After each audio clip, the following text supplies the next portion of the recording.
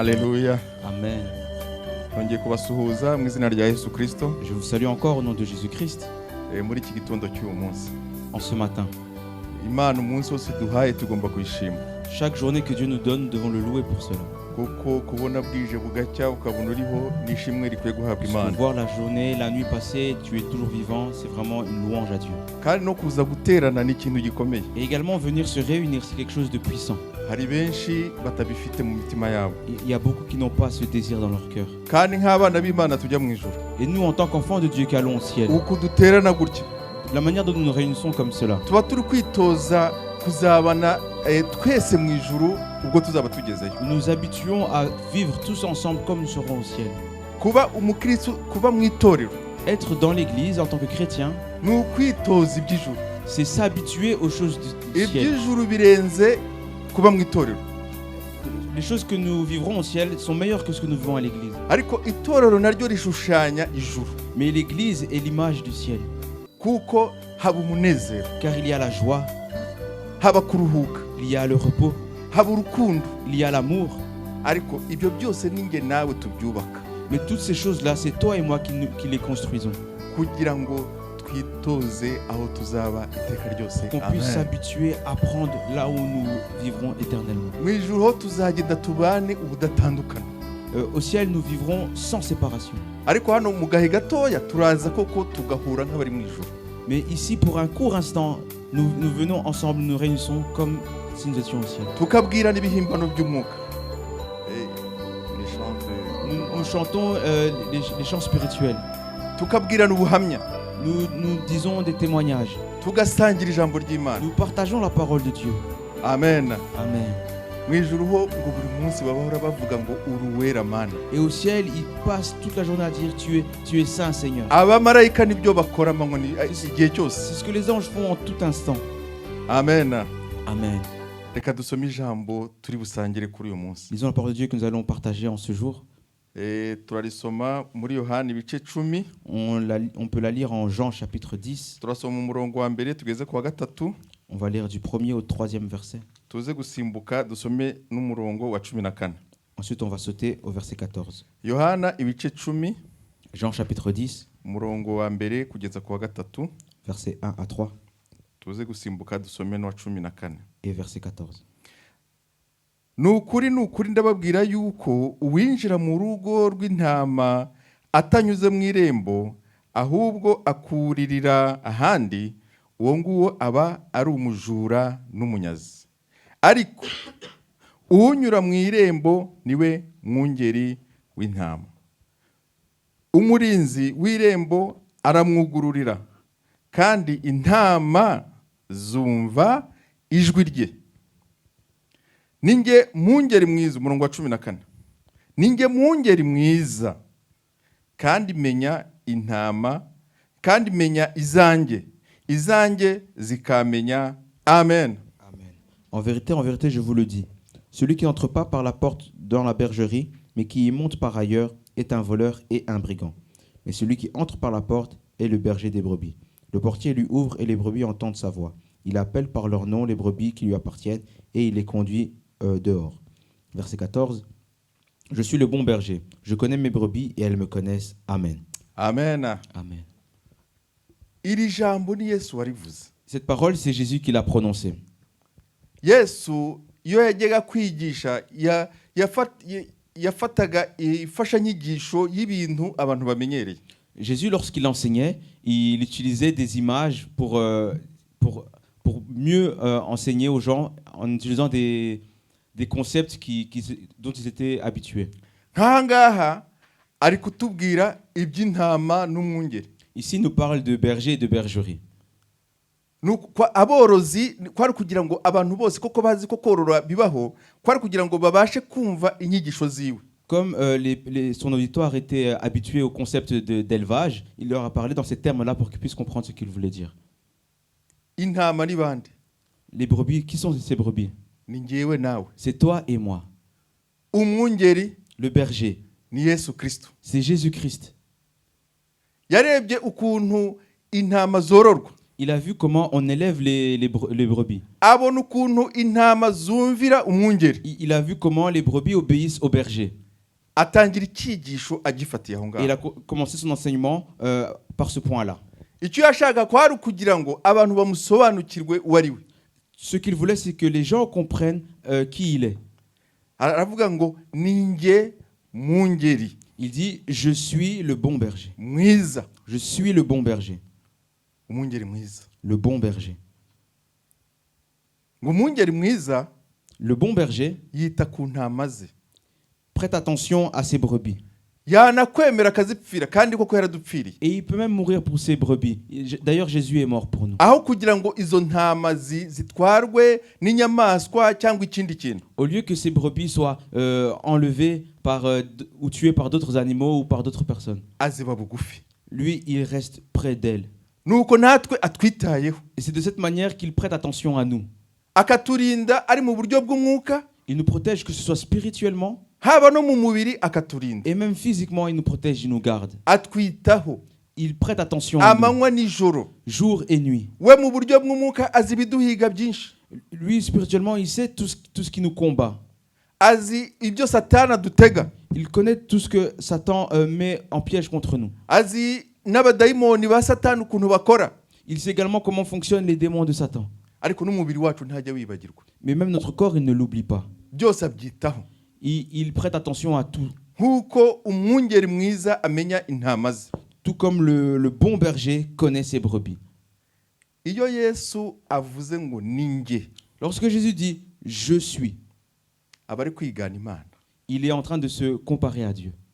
Imana mu isezerano rya kera igiye gutuma Moïse kujya kurokora Abisiraheli bavana mu Egiputa, Dans l'Ancien Testament, lorsque Dieu a approché Moïse pour qu'il aille libérer le peuple d'Égypte, yaravuze Mose yabajije Imana ati kuntumye ni iki nzabwira abantu. Moïse a dit « Mais toi, tu m'envoies, mais qu'est-ce que je veux dire aux gens ?» Twigeze tubiganiraho. On a déjà parlé de ce passage-là ensemble. Yaramubwiye tugende ubabwire ngo je suis. Et Dieu lui a dit « Va leur dire que je suis celui qui est. » Iri jambo ku Mana rifite ubushobozi bukomeye. Cette parole est puissante au niveau de Dieu. Yesu yagiye arikoresha kenshi. Et Jésus l'a utilisé plusieurs fois. Niyo turi kurya ifunguro ryera iri jambo rizamo. Et lorsque nous prenons également la Sainte Seine, cette parole revient encore. Avuga ngo ninjye mutsima w'ubugingo. Il dit « Je suis le pain de vie. Yesu niwe mutsima w'ubugingo. » Jésus est le pain de vie. Ibyo kurya by'ubugingo Tout ce qui est à manger pour notre vie. nk'uko dukunda umutsima ni nako mu buryo bw'ubugingo umutsima w'ubugingo niwe uwutanga. Tout comme on aime bien, nous aimons la nourriture qui nous donne de la vie, lui également, il donne tout ce dont nous avons besoin pour avoir la vie. Hari ahandi yavuze ngo Aburahamu atarabaho, Il dit ailleurs, avant qu'Abraham ne soit, njye nari ndiho. je suis. Yesu yari ahari. Jésus était. Isi ijya kuremwa yari ahari Lorsque mbere la terre a y'Aburahamu. été créée, il était. Hari ahandi yavuze ngo ninjye mucyo Ailleurs, il a dit, w'isi, je suis la lumière du monde. ninjye mucyo w'isi. Je suis la lumière du monde. Ntabwo ari aya mashanyarazi. Ce n'est pas l'électricité ici. Mu buryo bw'umwuka, Spirituellement, iyo umuntu adafite Yesu aba ari mu mwijima. si quelqu'un n'a pas Jésus, il est dans les ténèbres. Ariko Yesu iyo yinjiye Mais lorsque Jésus entre, umwijima urahunga. les ténèbres s'enfuient. Iyo Yesu yinjiye Lorsque Jésus entre, haba umucyo mu bugingo bw'umuntu. la lumière jaillit dans la vie d'une personne. Kuko umwijima uzana ibyaha bikakuzuramo. Car les ténèbres amènent les péchés et ils te remplissent. Imana yakureba ikabona uri mu mwijima. Et quand Dieu te regarde, il te voit dans les ténèbres. Ariko iyo wakiriye Yesu Mais lorsque tu reçois Jésus, umwijima urahunga. les ténèbres s'enfuient. Ukaba umuntu mushya. Tu deviens une personne nouvelle. Ukaba umuntu ugendera mu mucyo, Imana ikabona ugendera mu Tu mucyo. deviens une personne qui marche dans la lumière. Dieu te voit marcher dans la lumière. Hari ahandi yavuze ngo niwe rembo ry'intama. Ailleurs, il dit qu'il est la porte de la bergerie, des brebis. De brebis. Hanyuma irembo umujura we ngo iyo aje ntabwo ajya aca mu irembo umujura. Il dit, le voleur, le brigand, lorsqu'il entre, il n'entre pas par la porte. Kuko akenshi irembo riba rifunze. Parce que la porte souvent est fermée. Hano nta bajura nk'abo ngabo bahaba. Ici, il n'y a pas des voleurs comme cela. Ariko ahantu haba abajura usanga barakinze ku irembo barahashyize urugi rukomeye Mais dans les lieux rufite na grillage. réputés qu'il y ait des voleurs, des brigands, on voit que les gens ferment la porte avec des verrous, avec même des grillages pour empêcher qu'ils rentrent. Umujura iyo aje akenshi usanga ajya gucukura nibyo byamworohera kuruta kwica ya grillage y'icyuma. Creuser. Souvent, le voleur, lorsqu'il vient, il préfère même creuser un tunnel plutôt que de passer par le grillage ou casser le grillage. Aho hose Yesu yagiye abikoresha kugira ngo yumvishe abantu uwo ari we. Et Jésus faisait tout cela pour expliquer aux gens qui il était. Arongera aravuga ngo ninjye kuzuka n'ubugingo, naho umuntu yaba yarapfuye azabaho. Il dit également, je suis la résurrection et la vie. Même si quelqu'un meurt, il vivra. Nubwo twapfa, nubwo hari abene data barangije urugendo, Même si nous mourrons, même si des frères ont terminé leur voyage sur terre, ariko umunsi impanda izavuga, mais le jour où la trompette va sonner, Yesu niwe kuzuka azatuzura ntituzaba twarapfuye. Jésus qui est la résurrection, il nous ressuscitera même si nous sommes morts. Ahandi arongera aravuga Ailleurs, il a encore dit, ngo ninjye nzira n'ukuri n'ubugingo, ntawe ujya kwa data atanyuze kuri njye. je suis le chemin, la vérité et la vie. Nul ne vient au Père que par moi. Ibyo byose ni ukugira ngo atwumvishe uwo ari we. Toutes ces paroles, c'est pour nous faire comprendre qui il est. Aravuga nka papa we, Il parle comme son Père. aravuga ngo je suis. Il dit, je suis. Ahandi aravuga ngo ninjye muzabibu, namwe muri amashami. Uguma muri njye akaguma muri njye, nanjye nzaba muri we. Ailleurs, il dit encore, je suis le cep et vous êtes les sarments. Celui qui demeure en moi, je demeurerai en lui. Yesu ni umuzabibu.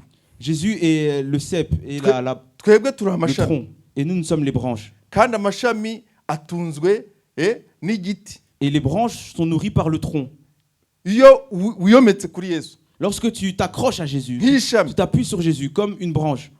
ukurura ibigutunga byose muri Yesu. Tu tires tous les nutriments, tout ce qui va te faire vivre en Jésus. Ishami rikaba rimeze neza. Et la branche est en bonne santé. Imana yacu nuko Yesu akora. Notre Dieu, Jésus, c'est ainsi qu'il agit. Akora nka papa we. Il agit comme son Père. Iryo turi kuvuga none ngo ninjye mwungeri mwiza. Ce dont nous parlons aujourd'hui, je suis le bon berger. Ni ukuvuga ko hari abungeri babi. C'est-à-dire qu'il y a des mauvais bergers. Nimba Yesu avuze ngo niwe mwiza, Si Jésus lui dit qu'il est le bon, ni ukuvuga ko hariho n'abungeri babi. c'est qu'il y a également des mauvais bergers. Kandi abungeri koko ni benshi. Et les bergers, il y en a beaucoup. Itorero rigira abungeri bariyobora. L'Église a des bergers qui les conduit. Qu'il a conduit. Umuntu wese ufite abantu ayobora, Chaque personne qui lead ou conduit des gens, uwo nawe ni umwungeri w'abo bantu. il est le berger de ces personnes-là. Umubyeyi, umupapa n'umumama ni abungeri b'abana babo. Des parents, le papa, la maman, ce sont les bergers de leurs enfants. Abashumba Imana yaduhaye bo nabo kuyobora itorero ry'Imana. Les pasteurs que Dieu nous a donnés, ils sont là pour conduire l'Église. Abategetsi Imana yaduhaye, Les dirigeants que Dieu nous a donnés, ubutegetsi bwose buva ku Mana. toute autorité vient de Dieu. Nabo ni abungeri. Eux aussi, ils sont bergers. Ariko ahantu hose usanga hari abungeri babi n'abeza. Mais on remarque qu'il y a des bons bergers et il y a des mauvais bergers. Umwana w'imfura, L'aîné d'une famille, burya nawe ni umwungeri wa barumuna be. en vérité, il est le berger de ses petits frères, petites sœurs. Ntabwo ari ahantu hose, ariko akenshi iyo umwana w'imfura agenze nabi, Ce n'est pas dans toutes les familles, mais souvent lorsque l'aîné tourne mal, usanga abandi bamwiganye. on voit que ceux qui le suivent font la limite. Hari aho nagiye mbona umwana w'umukobwa yatwara ikinyendaro atarashaka. J'ai vu certains endroits où, lorsque l'aîné a un enfant hors mariage, une fille, Ugasanga n'abamukurikiye barumuna be, ugasanga nabo babaye nkawe nabo bakabyarira iwabo batagiye mu ngo zabo. on remarque souvent que ses petites sœurs également ont également des enfants hors mariage. Cyangwa akinjira mu busambanyi, Ou alors elle entre dans la fornication barumuna be bakamwigana. et ses petites sœurs la copient. Nimba uri mukuri wanyu, jya uba urugero rwiza. Si tu es l'aîné chez toi, sois un modèle, un bon modèle. Kuko hari abantu uyoboye hari intama zikuri inyuma zikwigana. Car il y a des gens que tu conduis, il y a des brebis qui te suivent, qui te recopient. Hari abungeri babi. Il y a de mauvais bergers. No ku gihe cya Yesu bari bahari abungeri bayobora mu rwego rw'idini. Il y a, même au temps de Jésus, il y avait des bergers qui conduisaient en suivant la religion. Hari abatambyi Yesu abita abajura kuko yabonye nk'abanyazi.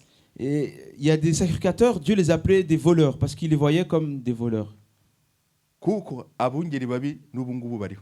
Et de plus, aujourd'hui, les mauvais bergers existent encore. Tujye dushima Imana ko yaduhaye abungeri beza hano i Mons. Louons le Seigneur parce qu'il nous a donné de bons bergers ici à Mons. Ariko hari abantu bashatse gushaka Imana bagwa ku bungeri babi. Mais il y a des gens qui ont voulu rechercher Dieu, qui sont tombés sur des mauvais bergers. Abungeri batazabageza mu bwami bw'ijuru. Des bergers qui ne vont pas les mener vers le royaume des cieux. Abo bungeri Bibiliya irabavuga. Ces bergers-là, la Bible en parle. Ndetse ngo mu bihe by'imperuka bazagwira.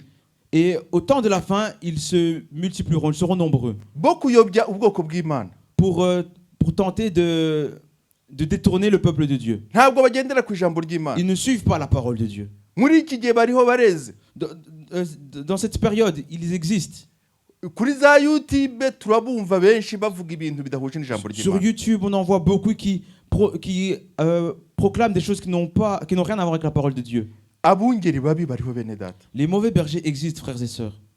Bariho no kuba maso. Ils existent, nous devons veiller. Bisaba kugira ngo ibyo wumvise ujye ureba kuko bihuje n'ijambo Il faut ry'Imana. que ce que tu entends, tu puisses vérifier que ça correspond à la parole de Dieu. Kuko muri imperuka ni benshi. Parce que dans ces temps de la fin, il y en a beaucoup.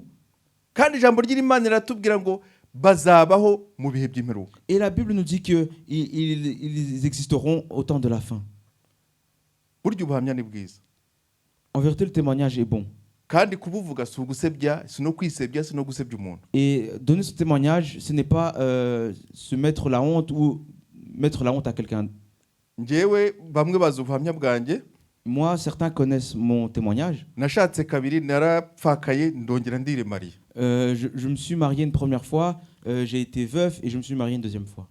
Ariko data bukwe wa mbere Mais mon premier beau-père, yari umupadiri. il était prêtre. Yari umupadiri. Il était prêtre. Ngatekereza umupadiri avuze ngo njyewe sinzashaka. Imagine maintenant un prêtre, imagine un prêtre qui dit moi je n'aurai pas d'enfant, je ne veux pas me marier, pardon. Ariko ugasanga yujuje abana hirya no hino. Mais tu vois qu'il a des enfants ici et là. Akabigira ibanga rikomeye. Et il garde ça secret. Murumva abungeri babi bariho. Vous voyez, les mauvais bergers existent. Umuntu akavuga ngo ndi umukozi w'Imana. Une personne dit je suis serviteur de Dieu. Ariko ugasanga ngo ntimugasambane. Il dit ne commettez pas l'adultère. Ariko ugasanga we n'umusambanyi wa mbere. Mais tu vois que lui, c'est le premier adultérin. Kuri za YouTube n'ahandi turi kubona abungeri bamaze guta umurongo. Sur YouTube, on voit beaucoup de bergers qui sont détournés du bon chemin. Hano turabona louange n'abaririmbyi baraturirimbira neza. Ici, nous voyons la louange et les chantres nous chantent bien pour nous. Mperutse gutangara mbona itorero rifite abantu baza kubyina hano imbere. J'ai été étonné, il y a une église où il y a des gens qui viennent danser ici devant. Bakaza bambaye twa twenda tukuri piscine.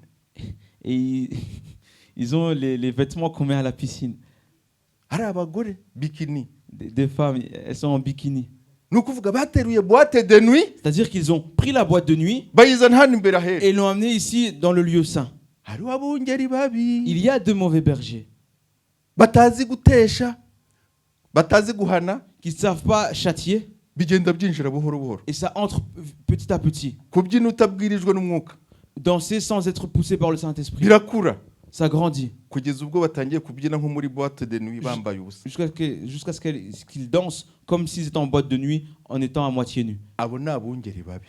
Ça, ce sont de mauvais bergers. Ariko turashima Imana Mais nous louons le Seigneur kuko dufite abungeri batubereye maso. parce que nous avons de bons bergers qui veillent sur nous, Batujyanye nk'abazatubazwa. qui nous emmènent comme des personnes à qui on demandera ce qu'ils ont fait. Imana idufasha. Que Dieu nous aide. Rya jambo n'ubundi turiho Et la parole sur laquelle nous sommes, ngo kandi intama zumva ijwi rye. Amen. Et les brebis reconnaissent sa voix. intama zumva ijwi ry'umwungeri. Les brebis reconnaissent la voix du berger. Nubwo zitazi kuvuga ururimi rw'abantu, Même si elles ne savent pas parler la langue humaine, ariko zirarwumva. mais elles la comprennent. Iyo umwungeri azibwiye ati dutahe igihe cyo kurisha cyarangiye, Lorsque le berger dit « rentrons », intama zirabyumva n'ubwo ubwatsi bwari buryoshye zikamukurikira. le temps de pâturage est terminé, les brebis le comprennent même s'ils ne parlent pas la langue. Twebwe rero turi intama tuvugana n'umwungeri wacu ari we Yesu Kristo. Et nous, nous sommes des brebis, nous parlons avec notre berger Jésus-Christ. Turavugana nawe akatubwira. Nous lui parlons et lui aussi il nous répond. Akumva ijwi ryacu natwe tukumva ijwi rye. Il entend notre voix et nous aussi nous entendons sa voix. Avuga mu buryo bwinshi. Il parle de différentes manières. Ashobora kuvugisha mu nzozi. Il peut te parler par les rêves. Yaduhaye impano z'umwuka wera. Il nous a donné les dons spirituels. Ashobora kutuvugisha mu buhanuzi. Il peut nous parler par la prophétie. Ashobora kuguhamagara mu izina ryawe akakubwira wumva ijwi abandi batumva. Il peut t'appeler par ton nom et toi tu entends sa voix et les autres ne l'entendent pas. Ngiye mu buzima bwanjye nagiye numva Yesu avuga. Moi, dans ma vie, j'ai eu l'occasion d'entendre Jésus parler. Nawe ndabikwifuriza kugira ngo ugire inzara n'inyota winjire mu mwuka wera, winjire mu mpano z'umwuka wera. Et toi aussi, je te le souhaite pour que tu puisses avoir ce désir d'entrer dans les dons spirituels, d'entrer dans le Saint-Esprit en profondeur. Imana ishobora kukubwirira mu ijambo ry'Imana uri kurisoma. Dieu peut te parler par la parole de Dieu lorsque tu la lis. Imana ishobora kuvugira mu mwigisha uhagaze ahangaha. Dieu peut parler par l'enseignant qui se tient ici devant, le prédicateur qui se tient ici devant. Ikakubwira uri intama yumva ukumva. Il te parle, si tu es une brebis qui écoute, tu écoutes. Imana yagiye mu ijambo ry'Imana tubona abantu benshi bumvishije ijwi ry'Imana. Dans la parole de Dieu, nous voyons beaucoup de gens qui ont entendu la voix de Dieu.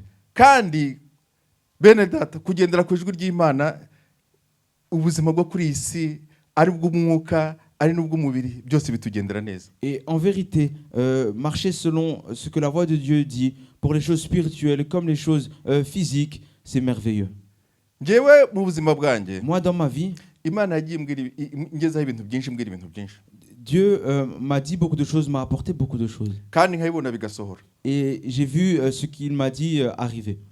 Nkiri umusore, Lorsque j'étais encore un jeune garçon, mfite imyaka 14, j'avais 14 ans. niwe bwa mbere numvishe ijwi ry'Imana rimpamagara. C'est la première fois que j'ai entendu la voix de Dieu m'appeler. Hari umukobwa wari utambutse imbere yanjye. Il y a une fille qui passait devant moi. Hanyuma Imana iramubwira ngo uriya niwe uzashaka. Et Dieu m'a dit, c'est elle que tu vas épouser. Ku myaka 25 niwe naje gushaka. À 25 ans, c'est là que je me suis marié. Nsanga hamaze gupfa amakwe 17 naje nduwa 18. Et il y a eu 17 mariages qui ont capoté, j'étais son 18e. Ariko ryajwe Imana yambwiye Mais la voix qui m'avait parlé, la voix de Dieu qui m'avait parlé, rirasohora. ça s'est arrivé. Hari ikindi kintu nibutse muri iyi minsi. Je me suis rappelé d'une autre chose ces derniers jours. Iwacu hajyaga haza umukecuru uvuye i Burundi. Chez nous, il y a une vieille dame qui venait du Burundi. Yabwirizaga mu muhanda no mu masoko. Elle prêchait dans la rue et dans les marchés. Abantu bagakizwa. Et les gens étaient sauvés. Yakundaga kuza iwacu. Elle aimait venir chez nous. Amagambo ye yose nta ry'imfabusa yari afite. Toutes ces paroles avaient de la valeur. Arambwira ngo uri umushomeri. Elle me dit, tu es un chômeur. Chômeur? Byabaye nk'izina urimwe akazati igishomeri. Ça a été comme un surnom. Elle disait, ah, chômeur. Noneho mu buzima maze gukura natangiye gukora afite imyaka 18. Natangiye gukora. Dans ma vie, j'ai commencé à travailler à 18 ans. Ntabwo nakunze gushomera. Je n'ai pas aimé être un chômeur. Kugeza igihe Je n'ai pas été chômeur. N'igihe Imana nayo yarabitubwiye iratubwira ko tuzajya mu kindi gihugu. Jusqu'au moment où Dieu nous a dit, vous allez aller dans un autre pays. Ngeze hano, Arrivé ici, naho ndakora nk'imyaka 2. j'ai travaillé 2 années. Maze imyaka irenga 10. Ça fait plus de 10 ans. Nitwa umushomeri. Ça fait plus de 10 ans que je suis chômeur. Mbifitiye n'ikarita.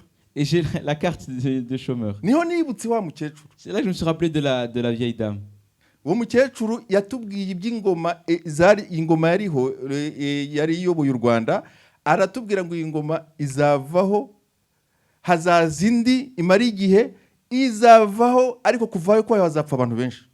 La dame nous parlait, elle nous disait qu'il y avait un gouvernement au Rwanda, il y en aura un autre, mais pour que l'autre arrive, il y aura beaucoup de morts. Hanyuma niko byagenze, iyo ngoma ya mbere yavuyeho Et c'est ce qui s'est passé. Le 1973, le premier règne ou gouvernement s'est arrêté en 1973. indi ijyaho ivaho 94, Un autre est arrivé jusque 94 hapfuye abantu benshi. et beaucoup de gens sont morts. Murumva amagambo ya mukecuru atarakomeye wayakinisha. Ne voyez-vous pas que les paroles de cette dame avaient beaucoup de valeur, qu'il ne fallait pas les prendre à la légère? Ariko Imana inzira zayo ziteye ubwoba. Mais les chemins de Dieu sont impénétrables. Rya jambo yambwiye Gishomeri, La parole qu'elle m'avait dit de chômeur, mu Imana ikintu ababona kitavamo umugisha ijye gihindura umugisha. Dieu, ce qu'il voit qui n'est pas une bénédiction, il en fait une bénédiction. Ibintu ntigeze mbona nkora, Les choses que je n'ai pas eues en travaillant, nabibonye ndi umushomeri. je les ai eues en étant chômeur. Murumva nta Imana icyubahiro. Ne voyez-vous pas que je devrais rendre gloire à Dieu? Ni ubwo umuntu by'ubushomeri yakumva ko ari ikintu kibi. Si tu parles de quelqu'un du fait d'être chômeur, il verrait ça comme une mauvaise chose. Ariko bene data, mu butayu bw'ubushomeri Imana yampaye umugisha. Mais dans le désert du chômage, Dieu m'a béni. Kuko Imana yari yarabimbwiye. Et Dieu me l'avait dit. Icyo gihe rwose numvaga atari ijambo ryiza. À ce moment-là, je trouvais que c'était une mauvaise parole. Ariko mbonye ibisubizo by'Imana byaraturutse muri cya kintu abantu batiza ko ari cyiza, Mais quand j'ai vu l'exaucement de Dieu dans cette chose-là que les gens appelaient que c'était mauvais, ndabishimira Imana n'ubundi kubishima. j'ai loué Dieu pour cela et encore Kuko aujourd'hui. Imana je loue pour yacu cela. inzira zayo ngo zirenze igihumbi. Car Dieu a plus que 1000 voix. Jya wifuza kumva ijwi ry'Imana. Alors désire entendre la parole de Dieu, la voix de Dieu. Mu ijambo ry'Imana, nusoma ijambo ry'Imana uzasanga abantu benshi bayobowe n'ijwi ry'Imana. Dans la parole de Dieu, tu verras beaucoup de personnes qui ont été conduites par la voix de Dieu. Pawulo yigeze akora urugendo Paul a fait un voyage ava muri Isirayeli ajya i Roma, quittant Israël en allant à Rome. kandi yari imfungwa, Et il était prisonnier. Durant ce afite voyage. abasirikare bamurinze hamwe n'izindi mfungwa. Il y avait des soldats qui le gardaient, lui et les autres prisonniers. Agiye kuburana i Roma, Il allait pour être jugé à Rome. bagendaga mu mato, Ils allaient en bateau.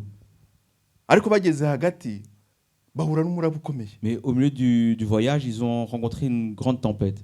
Ariko ngo marayika, Imana igituma na marayika kugira ngo aze kukubwira kugira ngo wumve ijwi ryayo. Mais un ange, Dieu envoie également les anges pour venir Araza te parler. agenderera Paul, L'ange est venu parler à Paul. aramubwira ati uru rugendo murimo muzagerayo, ubwato n'ibintu byose bizashiraho.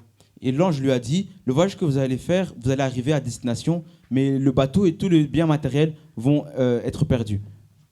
Niko byagenze. Et c'est ce qui s'est passé. Ubwato bwarasandaye, Le bateau a échoué. bashakaga no kwica abanyururu bose kugira ngo bataza gucika kubera ko ubwato bwatangiye gusandara. Les prisonniers. Ils ont même voulu tuer les prisonniers de peur qu'ils ne s'échappent. Ariko Paul arababwira ngo ntagire nako Paul yari yababwiye ngo twese tuzakira. Mais Paul leur a dit, nous serons tous rescapés. Abantu bagendera kuri za mbaho z'ubwato bwangiritse. Ils ont nagé avec Les gens nageaient sur les bois du bateau qui avait échoué. Abazi koga baroga. Ceux qui savaient nager ont nagé. Barambuka kubera ijwi Paulo yumvise. Et ils ont pu traverser grâce à la voix que Paul a entendue. Nkwifurije kugira ngo mu buzima bwawe ujye wumva ijwi ry'Imana. Je te souhaite que dans ta vie, tu puisses entendre la voix de Dieu. Ijwi ry'Imana rirayobora. La voix de Dieu nous dirige. Rirayobora mu bintu byose. Elle nous dirige en toutes choses.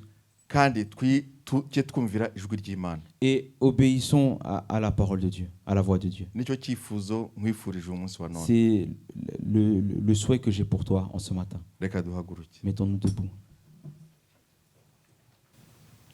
Ikintu kiya kibuza ijwi ry'Imana, Ce qui empêche la voix de Dieu d'être entendue, ni ugusuzugura ijwi ry'Imana. c'est de mépriser la voix de Dieu.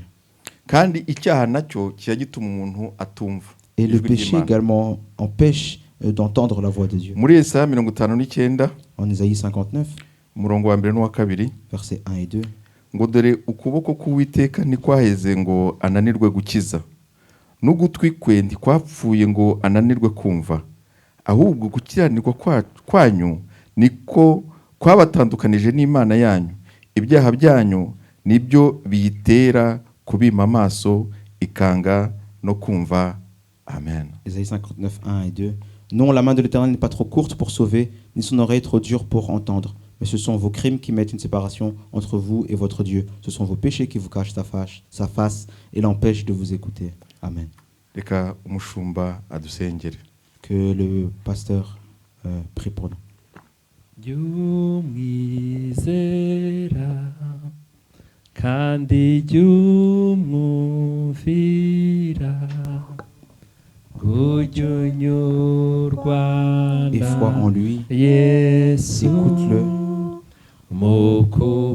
mukubaho sois satisfait en Jésus dans toute ta vie. jumwizera kandi jumwumvira kujunyurwa na Yesu mukubaho kwawe. Mana ishobora byose, Dieu Tout-Puissant, tugushimiye ijambo ryawe rizima tumaze kumva. nous te remercions pour ta parole que nous venons d'écouter. Mana Ta parole véritable. watwoherereje Yesu Seigneur, tu nous as envoyé aza muri iyi Jésus si yacu pour venir sur la terre. adusobanurira ko ari we mwungeri. Il nous a expliqué qu'il était le berger. Niwe mwungeri mwiza, Il est le bon berger. ni umwungeri utaragirira ibihembo. C'est un berger qui ne travaille pas pour les récompenses. Mana turagushimiye Seigneur, nous te louons. yuko uko tugenda, Pour la manière dont nous marchons, uko turiho, la manière dont nous vivons, tuzi ko dufite umwungeri mwiza, nous savons que nous avons un bon berger. umwungeri utureberera, Un berger qui prête attention à nous. umwungeri utuganiriza, Un berger qui nous parle, akatubwira ibyo tugomba qui gukora, nous dit ce que nous devons faire, akatubwira ibiri imbere, qui nous dit ce qui va akatubwira arriver, ibizatubaho, qui nous dit ce qui va nous arriver. kandi akaturinda. Et il nous garde. Turagushimiye Mana, Te louons, Seigneur. duhe kumva ijwi ryawe, Donne-nous d'écouter ta voix. ngo kuko intama zumva ijwi ry'umwungeri. Car les brebis entendent la voix du berger. Turakwinginze Nous te supplions, ngo uzibure amatwi yacu y'umwuka, ouvre nos oreilles tujye spirituelles, twumva ijwi ryawe. que nous puissions entendre ta voix. Igihe twumvise ijwi, Et que lorsque nous entendons ta voix, tujye turyitaho, nous puissions y prêter kuko attention. utavugira ubusa. Car tu ne parles pas pour rien. Iyo uvuze birasohora, Lorsque tu parles, la chose iyo arrive. utegetse biraba, Lorsque kuko uri Imana. tu ordonnes, elle arrive, car tu es Dieu. Turagushimiye Mwami, Nous te louons, Seigneur. dukureho ibyaha n'ibisa nabyo, Au-dessus de nous, le péché et tout ce qui y ressemble. ikintu cyose cyatubuza kumva ijwi ryawe Toute chose qui peut nous empêcher d'entendre ta voix. gikurwe muri twe kuri uyu Qu'elle mwanya. soit enlevée en cet instant, au nom de Jésus. Dusabiye umugaragu wawe Nous prions pour ton serviteur utugejejeho ijambo. qui nous a partagé la parole. Mana umuhe umugisha, Seigneur, bénis-le. ugendana n'abigisha abandi, De la bénédiction qu'accompagne. kandi ujye umuha ibyo qui kugaburira ubwoko bwawe. Et donne-lui toujours de quoi partager avec ton peuple. umujakazi nawe watuyoboye nawe tumusabiye Ta umugisha, servante qui nous a conduits, nous la bénissons également. umuhe umugisha ugendana n'abayobora abandi. Donne-lui la bénédiction qu'accompagne ceux qui conduisent les autres. abasobanuye nabo tubasabiye umugisha, Les interprètes également, nous les bénissons. abaririmbye tubasabiye umugisha. Les chantres, nous les bénissons également. Dusabiye umugisha abarimo muri ekodimu, Nous bénissons également les moniteurs d'Ecodim, abo muri protokole n'abandi bose bagize icyo bakora. ceux du protocole et toutes les personnes qui ont pu servir aujourd'hui. Dusabiye umugisha abashyitsi waduhaye, Nous bénissons les visiteurs que tu nous as donnés. by'umwihariko dusabiye umugisha Yosiya na Sara umugisha. Spécialement, nous bénissons Josias et Sarah. Mana ubarindire urugo rwawe, Protège leur foyer kandi ubabere umujyanama muri byose. et sois leur conseiller en toutes choses. Mana umuntu wese waje muri iyi nzu, Seigneur, chaque personne qui est venue dans cette maison, umuhe dans ce umugisha bâtiment, wawe. bénis-la. Tugiye gutandukana, Nous allons nous séparer. ugendane natwe, Marche avec nous. tugere mu ngo zacu amahoro, Qu'on puisse rentrer dans tuzongere la maison en guhura paix dushima izina ryawe. et qu'on puisse se réunir de nouveau loin ton Ni nom. kubwa Yesu umukiza wacu tubisabye, Par Jésus notre Seigneur que nous le demandons. amen. Amen. Mugendane umugisha w'Imana, Allez dans la bénédiction du Seigneur. tuzongera guhura kwa gatatu mu masengesho. Nous nous reverrons mercredi durant les prières.